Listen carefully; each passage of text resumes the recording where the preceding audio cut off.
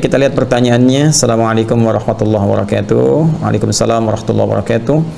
Saya sudah berusaha untuk mengikuti program menghafal Al-Quran seperti yang Ustadz Adi ajarkan. Alhamdulillah, semoga Allah berikan pahala terbaik dari segala usaha yang telah Ibu sampaikan dan usahakan.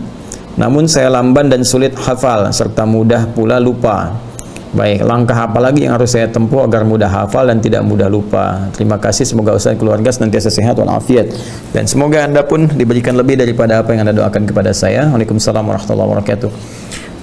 Sifat hafal dengan lupa itu fitrah kehidupan. Saya mau bicara tentang lupa dulu ya. Lupa itu dibagi dua. Ada lupa yang sifatnya anugerah, ya, anugerah untuk meringankan beban kehidupan kita, atau dalam konteks ibadah tertentu bahkan untuk menambah pahala. Ya, nanti kita bahas. Yang kedua, ada lupa yang dicela. Jadi kalau yang pertama ini sifatnya disyukuri, madah, itu kan dipuji. Yang kedua, dzam, ya mazmum, sesuatu yang dicela, yaitu lupa yang diakibatkan karena perbuatan-perbuatan maksiat.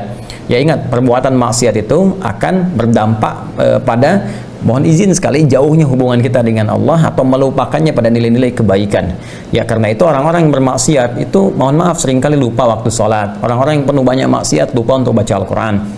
Sehingga dari sifat lupa ini jadi jauh dari sholat, jauh dari Al-Quran, jauh dari nilai-nilai kebaikan menurut syariat Islam dan sebagainya. Nah, ini yang dibawa dari maksiat, ya. Kemudian ada lupa yang dipuji yang pertama tadi.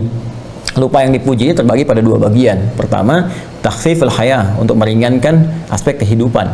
Jadi misalnya kalau kita diberikan oleh Allah sifat lupa dalam beberapa hal yang kiranya bisa meringankan beban kita, maka itu harus disyukuri, ya. Kita bersyukur. Bayangkan kalau semua manusia ingat terus, wah, barangkali, mohon maaf itu ya, bisa jadi terganggu nanti jalan pikirannya. Jadi kena penyakit tertentu yang memberikan beban berat. Anda ingat dari mulai lahir sampai sekarang, ingat semua kejadian, nggak bisa tidur Anda.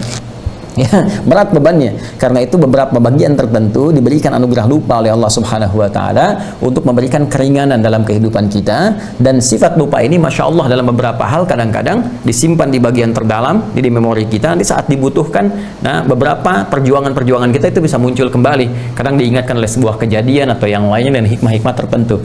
Ya, lupa dalam bahasa Arab disebut dengan nisyan. Bahkan ada keterangan dari Ibnu Abbas radhiyallahu taala anhuma yang dikutip oleh Ibnu Manzur dalam kitabnya Lisanul Arab ketika menerangkan tentang nama manusia, insan. Ya, summiyal insanu insanan li'annahu 'indama uhida ilaihi fanasiya. Nah, itu keterangan Ibnu Abbas radhiyallahu taala anhuma yang dikutip oleh Ibnu Manzur dalam kitabnya Lisanul Arab. Ya, kata Ibnu Abbas radhiyallahu taala anhuma, summiyal insanu insanan, insan, manusia diberi nama dengan insan, ya, li'annahu 'indama uhida ilaihi fanasiya. Itu seakar dengan kata nisyan. Ya, nisyan yaitu lupa, dari akar katanya nasia. Kenapa? Karena manusia itu ketika berkomitmen dengan Allah itu seringkali ada sifat lupanya. Ya, ada sifat lupanya. Ya, itu karena itulah diberi nama dengan insan, ada korelasi dengan nisyan, ya kan?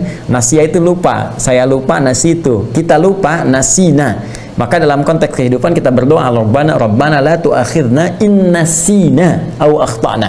Ini jenis lupa yang pertama. Ya Allah, jangan biarkan kami ya Allah ketika kami lupa itu kami berbuat salah gitu. Dengan lupa kami salah. Nah, itu konteks yang tadi saya sampaikan dalam keterangan saya yang pertama. Ada lupa yang cenderung mengarah kepada maksiat. Ada lupa yang sifatnya anugerah yang tadi saya sampaikan, ya, untuk meringankan beban kehidupan. Atau yang kedua, menambah nilai pahala dalam konteks ibadah tertentu. Contohnya apa? Al-Quran. Ya, jadi ada kondisi tertentu yang orang ini nggak maksiat, ikhtiarnya banyak sekali, bahkan dia tahajud juga, dia puasa juga, dia meninggalkan maksiat, tapi ketika menghafal Quran kok kayaknya susah gitu, ya, dalam tanda petik ya, padahal Allah katakan nggak ada yang susah, tapi qadar Allah ditetapkan oleh Allah bagi orang ini misalnya nggak secepat yang lain.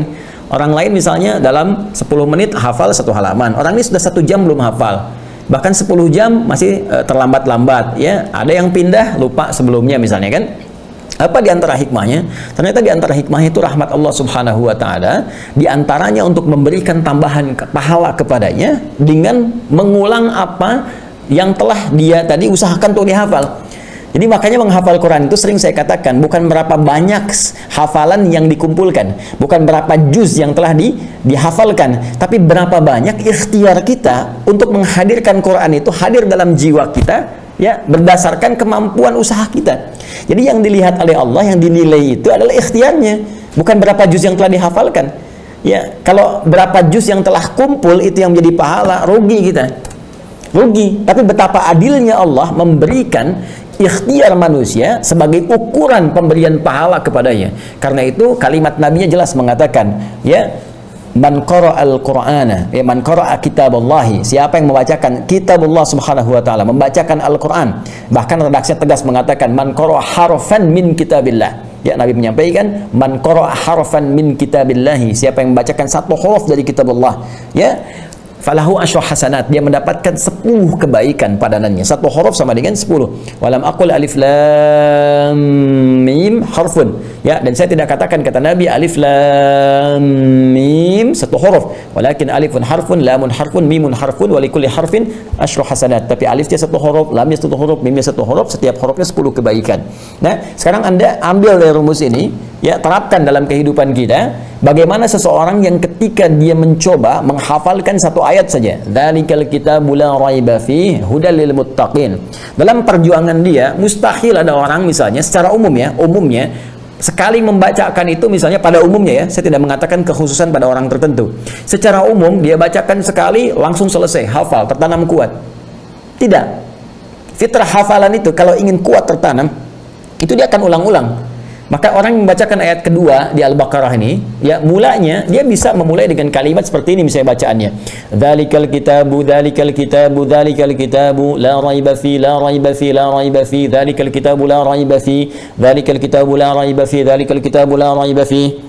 Hudal lil muttaqin, hudal lil muttaqin, hudal lil muttaqin, dzalikal kitab, dzalikal kitabu la raiba fi, hudal lil muttaqin, dzalikal kitabu la raiba fi, hudal lil muttaqin, dzalikal kitabu la raiba fi, hudal lil muttaqin. Saya tanya pada Anda, berapa huruf yang telah saya bacakan? Hitung.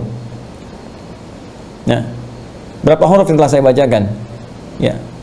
Saya ingin mengatakan kalikan dengan pengulangan yang telah tadi saya bacakan. Karena bacaannya siapa yang baca satu huruf? Saya kan baca berulang-ulang tadi. Mengulang itu kan membaca lagi. Jadi ada orang yang diinginkan oleh Allah Subhanahu wa taala melimpah dulu pahala kepadanya. Kata Allah, urusan hafal Quran nanti gampang. Ya, bagi Allah itu mudah, begitu dimudahkan menghafal semudah-mudahnya. Mungkin sekarang berjuang 1 bulan 2 bulan sulit, tiba-tiba bisa terjadi dalam sebulan berikutnya bisa 30 juz hafal. Kalau Allah berkehendak untuk memudahkan. Ya, tapi ada sesuatu hikmah yang besar yang Allah ingin anugerahkan. Ya, kadang-kadang limpahkan dulu pahalanya. Bukankah semakin banyak pahala, semakin peluang mendapat rahmat Allah itu tinggi, paling minimal nutup dosa. Ya kan? Dosa dengan pahala kan rumusnya seperti itu formulasinya. Pahala yang ada menutup dosa yang telah dikumpulkan dari maksiat. Jadi ketika ada pahala 10, dosanya 9, maka ditutup nih. Pahala tinggal 1 lagi. Jadi kalau berbuat dosa lagi seimbang. Ya, karena itu ada rumus cepat yang cerdas dalam beramal adalah kumpulkan amalan-amalan, kerjakan amalan-amalan yang sekiranya mudah dilakukan tapi pahalanya banyak. Itu rumus ekonomi kan? Modal sekecil-kecilnya keuntungan banyak gitu kan? Baca Al-Qur'an itu diantaranya. Baca Al-Quran diantaranya. Begitu Anda bacakan Al-Fatihah aja. Ya, Al-Fatihah kan 7 ayat. Kalikan berapa huruf?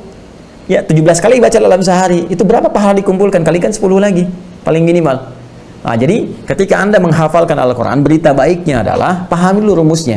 Saya sering katakan dari awal sejak kita mengaji, kalau kita paham rumusnya, semua kita syukuri. Ya, maka rumus cepatnya sekali lagi, ingat, Allah melihat pada prosesnya, pada ikhtiarnya, bukan berapa banyak yang telah kita hafalkan.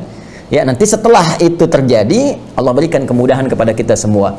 Walladzi yatata'ta wa huwa syaqqun 'alaihi falahu ajran. Ya, siapa yang berusaha semaksimal mungkin, tidak pernah putus asa, dia berusaha walaupun terbata-bata mulai menghafalkannya, mengucapkan hurufnya misalnya, maka diberikan 2 pahala, 2 kali lipat, bahkan Allahu Akbar, 2 kali lipat. Diapresiasi kesungguhannya. Masya Allah, ini ada yang 60 tahun, saya lihat ada yang bahkan 70 tahun, itu kan, ada yang lebih daripada itu masih berusaha menghafal. Ini sangat luar biasa. Sementara orang melalaikan kehidupan akhiratnya, banyak pesta pora, banyak macam-macam, Anda kembali kepada Allah. Ya, dengan mendalami kitabnya, firmannya, ini sangat luar biasa. Dan berapa pahala yang dikumpulkan. Dan kita tidak tahu kapan kita berpulang pada Allah Subhanahu wa Ta'ala. Jadi syukuri nikmat itu dan bawa kepada semangat, jangan putus asa. Ya, dalam konteks kita menghafal, bismillah, teruskan sampai dalam keadaan kita pulang kepada Allah dalam sedang berinteraksi dengan Al-Quran. Wallahu ta'ala alam bis-shawab.